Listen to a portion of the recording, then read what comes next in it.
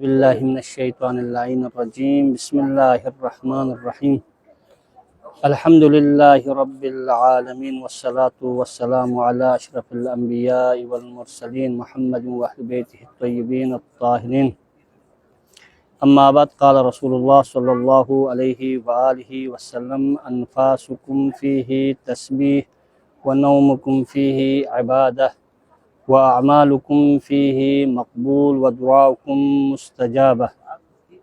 ماہ مبارک رمضان، ماہ مغفرت، ماہ رحمت اور شہر اللہ کا مہینہ ہے۔ عزیزان محترم، خطبہ شعبانیہ کا ایک جملہ آپ لوگوں کی خدمت میں عرض کر رہا ہوں، انفاسکم تسبیح۔ اس بابرکت مہینے کی فضیلت اور عظمت یہ ہے کہ جو بھی مومن حالت صیام میں، حالت روزے میں، عبادت میں سانس لیتا ہے تو اللہ تعالیٰ اس کی سانس کو تسبیح کا درجہ دے دیا ہے۔ تسبیح خداوند عالم تمام کائنات کے مخلوقات، چاہے وہ فرشتے ہو، چاہے انس ہو، چاہے جن ہو، سب تسبیح پڑھتے ہیں۔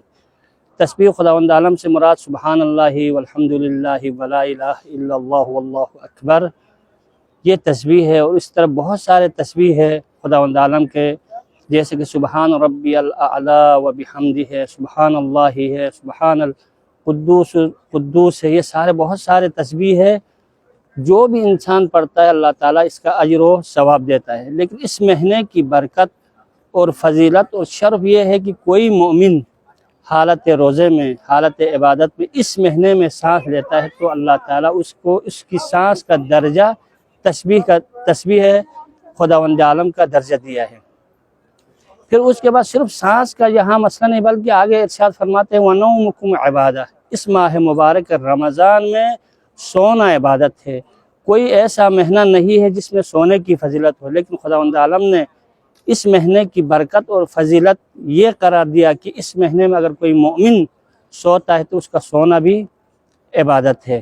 اور آگے ارشاد فرماتے ہیں وَأَعْمَالُكُمْ مَقْبُولَةٌ، خداوند متعال نے اس مہینے بھی جو بھی انسان مومن جو ہے اعمال انجام دیتا ہے وہ اعمال قبول شدہ ہے، یعنی اس عمل کا قبول ہونے میں یقینی ہے۔ اور آگے ارشاد فرماتے ہیں وَمُسْتَجَابَكُمْ وَدُعَاؤُكُمْ مُسْتَجَابَةٌ، اور تمام مومنین پریشان ہوتے کہ ہمارے دعائیں کب قبول ہوگی اور ہم پریشان ہیں۔ تو اس مہینے کی فضیلت اور کرامت یہ ہے کہ اگر کوئی مومن اور صالح انسان اس ماہ مبارک رمضان میں اگر خدا کی بارگاہ میں دعا کرتا ہے تو اللہ تعالیٰ اس کی دعا کو ضرور قبول کر دیتا ہے۔ والحمدللہ رب العالمین۔